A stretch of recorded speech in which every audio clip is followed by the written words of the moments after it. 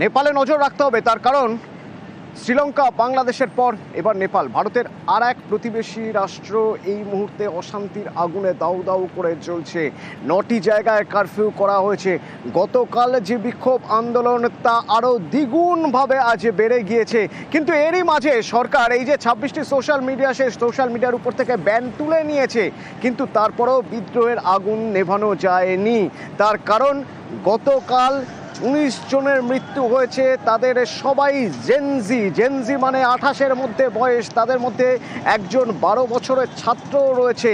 এই মৃত্যুর দায় সরকারকে নিতে হবে। আজ সকাল থেকে নতুন স্লোগান উঠছে, হত্যারা সরকার, অর্থাৎ খুনি সরকার। এই সরকারকে দায় নিতে হবে। শুধু তাই নয়, একদিকে যেমন এই মুভমেন্ট চলছে, পাশাপাশি কোনো জায়গায় আনরুলি মুভমেন্ট চলছে, অর্থাৎ আয়ত্তের বাইরে চলে যাচ্ছে পরিস্থিতি। যেমন গতকাল স্বরাষ্ট্রমন্ত্রী তিনি পদত্যাগ করেছিলেন, কিন্তু পদত্যাগ করেও পার পেলেন না, তার বাড়িতে আগুন ধরিয়ে দেওয়া হলো আজ। এবং বিভিন্ন নেতাদের বাড়িতে আগুন ঢিল ছোড়া হচ্ছে, তাদের বাড়ির সামনে বিক্ষোভ হচ্ছে এবং 3 জন মন্ত্রী এখনো পর্যন্ত পদত্যাগ করেছেন। অর্থাৎ গতকাল স্বরাষ্ট্রমন্ত্রী, তারপরে কৃষিমন্ত্রী এবং স্বাস্থ্যমন্ত্রী পদত্যাগ করেছেন। মন্ত্রিসভার যে বৈঠক, সেখানে মন্ত্রীরা স্পষ্ট বুঝিয়ে দিয়েছেন প্রধানমন্ত্রীকে যে প্রধানমন্ত্রী যে কাজ করছেন, যেভাবে করছেন, তাতে তারা সন্তুষ্ট নন। সরকার কি পড়ে যাবে? এরকম একটা পরিস্থিতি তৈরি হয়ে রয়েছে। ভারতই বা কীভাবে দেখছে? এই সব কিছু নিয়ে কথা বলবো। আমার সঙ্গে আন্তর্জাতিক সম্পর্ক বিশেষজ্ঞ সম্পূর্ণা গোস্বামী রয়েছেন। সম্পূর্ণা, প্রথমেই জানতে চাইব, নেপালের এই ঘটনা একদিনের ঘটনা ভাবলে বোধহয় ভুল হবে। 4 তারিখে ব্যান করা হয়েছে এই সোশ্যাল মিডিয়াগুলোকে। ঠিক 4 দিনের মাথায় এত বড় একটা মুভমেন্ট সংগঠিত করা 4 দিনের মধ্যে সম্ভব ছিল না। অনেক দিন ধরেই দিকি আগুন জ্বলছিল। এখনকার পরিস্থিতি যদি আমি বুঝতে চাই নেপালের, কিভাবে ব্যাখ্যা করবেন আপনি?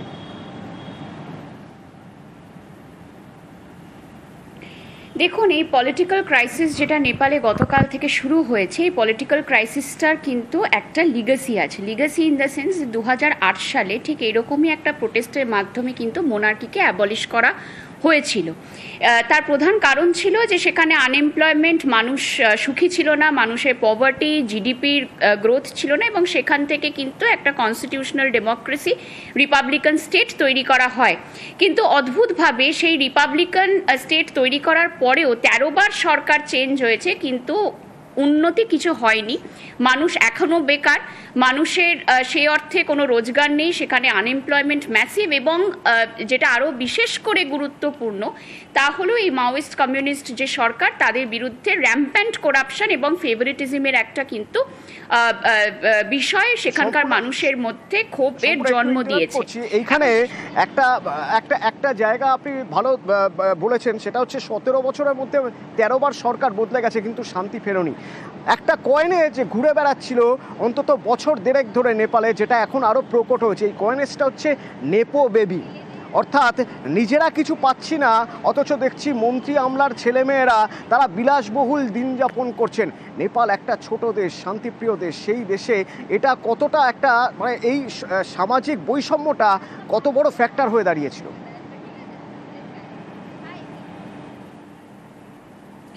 দেখুন, সবচাইতে অদ্ভুত বিষয় হচ্ছে সেখানে একটা কমিউনিস্ট সরকার আছে। কমিউনিস্ট সরকারের হিসেব মতো কিন্তু ফেভারিটিজমের বদলে সবার জন্য সব কিছু করাটাই হচ্ছে তাদের আইডিওলজি। কিন্তু মানুষের যে ক্ষোভের কারণ, সে ক্ষোভের কারণ হচ্ছে কমিউনিস্ট সরকার থাকা সত্ত্বেও শুধুমাত্র সেখানকার নেপালের যারা মন্ত্রী, যারা পলিটিক্যাল এলিটস, কথাটা কোট আনকোট পলিটিক্যাল এলিটস, তাদেরই যারা ছেলে মেয়ে, তাদের পরিবারের লোকেরাই কিন্তু সমস্ত সুযোগ সুবিধা পাচ্ছে। সেই কারণে কিন্তু একটা সেকশন, নেপালের একটা বৃহত্তর সেকশন, তারা কিন্তু রাজতন্ত্রে ফিরে যেতে চাইছে। কারণ রাজতন্ত্রের ক্ষেত্রে আমরা দেখেছিলাম যে রাজ পরিবার তারা বিশেষ সুযোগ পাচ্ছে। এখন মানুষের ধারণা হচ্ছে যে যদি রাজ পরিবারের ছেলেমেয়েরাও সুযোগ পাওয়ার জন্য অ্যাবলিশড হয়, তাহলে যে সরকার রয়েছে তাদের ছেলেমেয়েরাও সুযোগ সুবিধা পাওয়ার জন্য তাহলে রাজতন্ত্রই ফিরে আসুক। এবং তার থেকেও বিষয় যেটা খুব ইম্পর্টেন্ট, সেটা হচ্ছে যে রাজতন্ত্র যতদিন ছিল নেপালের মানুষদের মধ্যে কোথাও গিয়ে একটা ইমোশন কাজ করেছে, সেখানে হিন্দু আইডেন্টিটিটা বজায় রয়েছে। এই কমিউনিস্ট মাওয়িস্ট সরকার আসার ফলে কিন্তু সেই হিন্দু আইডেন্টিটিটা কোথাও গিয়ে একটা দাবিত হয়েছে বলে মানুষ আবার একটা সেকশন, আমি বলছি না যে সবাই, কিন্তু একটা সেকশন তারা রাজতন্ত্রে ফিরতে চাইছে। কিন্তু বিষয়টা হচ্ছে যে দেখুন, রাজতন্ত্রে ফেরাটা কিন্তু খুব একটা সহজ হবে না, যেহেতু কনস্টিটিউশন 2015 সালের কনস্টিটিউশনে পরিষ্কারভাবে রিপাবলিকানিজমের কথা বলা আছে এবং জ্ঞানেন্দ্র অর্থাৎ রাজ পরিবারের যিনি রাজা জ্ঞানেন্দ্র তিনি কিন্তু একটা র্যালিও করছেন, কিন্তু সেটা আদেও ফলপ্রসূ হবে কিনা এটা একটা বড় প্রশ্নচিহ্ন। তার কারণ অপোজিশন পার্টি তারা কিন্তু খুব সহজে মোনার্কিকে রেস্টোর হতে দেবে না। সম্পূর্ণ যে পয়েন্টগুলো বললেন তার সঙ্গে যদি আমি আরও একটা পয়েন্ট যোগ করি, খুব কি ভুল হবে যে এই কমিউনিস্ট সরকার চায়না ব্যাকড কমিউনিস্ট সরকার, অর্থাৎ পুরোপুরি চীনের মদতে, এবং দেখা যাচ্ছে যে এই সরকার আসার পর থেকে বা বলা যেতে পারে 2008-এর পর থেকে ধীরে ধীরে নেপালের উপর চীনের প্রভাব বাড়তে শুরু করেছে। যে প্রভাব বাড়ার ফলে নেপালের মানুষের ক্ষেত্রেও কিছুটা অস্বস্তি হয়ে দাঁড়িয়েছে যে নেপালকে ঢাল করে চীন কোথাও একটা ভারতের ঘাড়ে নিঃশ্বাস ফেলার চেষ্টা করছে এবং ভারত হাবে ভাবে বারবার তা বুঝিয়েও দিয়েছে। এটাও কি একটা ফ্যাক্টর?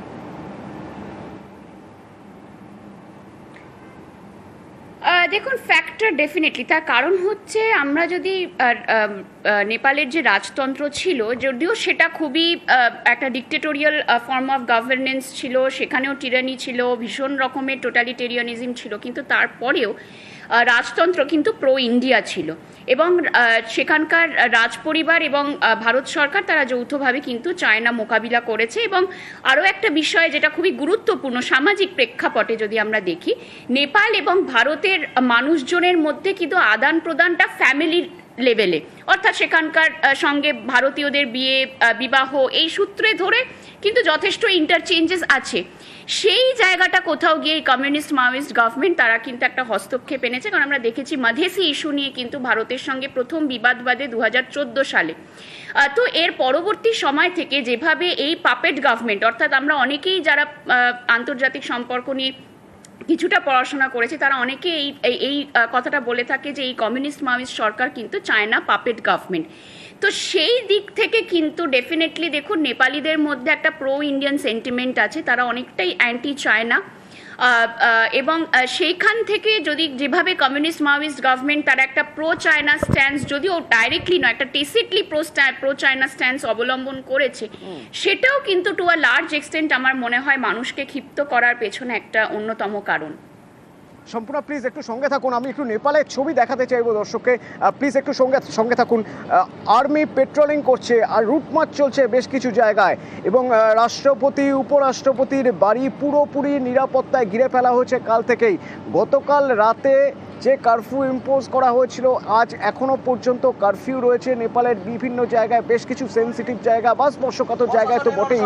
9টি জেলা পুরোপুরি কারফিউ করে দেওয়া হয়েছে এবং শুধু তাই নয়, তার পাশাপাশি বেশ কিছু জায়গায় দেখা যাচ্ছে এখনো পর্যন্ত পুলিশ এবং আর্মি তারা ফোর ফ্রন্টে থেকে ব্যারিকেড দিয়ে আটকানোর চেষ্টা করছে মিছিল।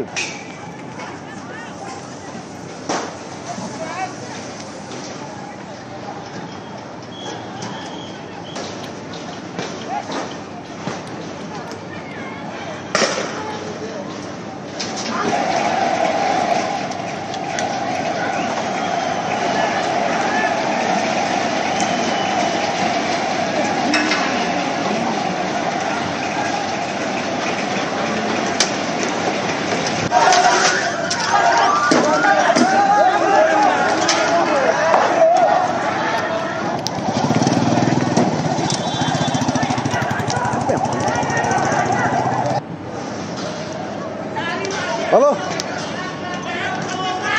হ্যাঁ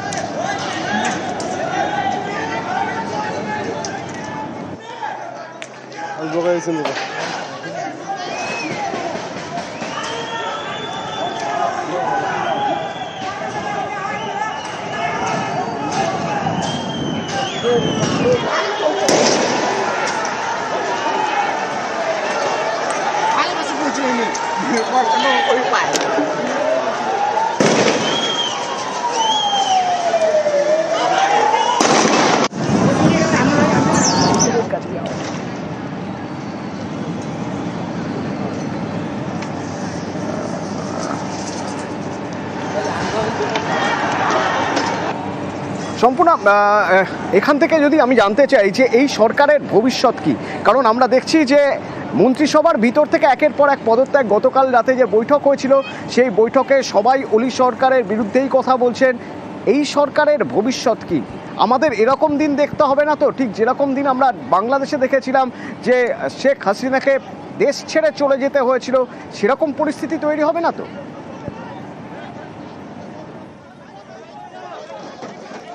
দেখুন, সেরকম পরিস্থিতি যে তৈরি হবে না এটা এই মুহূর্তে বলা যাচ্ছে না, কারণ যেরকম প্রোটেস্টের যদি আমরা চিত্রটা যেটা আপনাদের সংবাদ মাধ্যমের দরুন আমরা দেখতে পাচ্ছি, সেটা কিন্তু একেবারেই শ্রীলঙ্কা বা বাংলাদেশেরই প্রতিচ্ছবি বলা যেতে পারে, রিফ্লেকশন জাস্ট।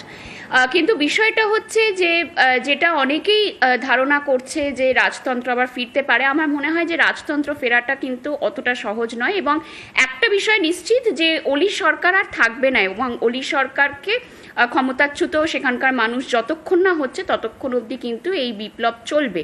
তবে বিষয়টা হচ্ছে যে অপোজিশন পার্টি তারা কিন্তু ওত পেতে আছে ক্ষমতা দখল করার জন্য, এবং আমার মনে হয় যে এটা 14তম বার হবে যেখানে সরকার আবার বদলাবে।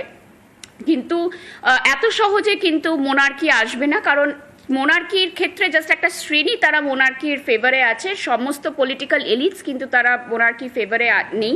এবং আমরা যেটা সচরাচর দেখে থাকি যে রাজনৈতিক দল বা রাজনীতি নেতা যারা তারা কিন্তু যে জেনারেলি ক্ষমতাচ্যুত হতে চান না, তারা ক্ষমতার থাকতে চান।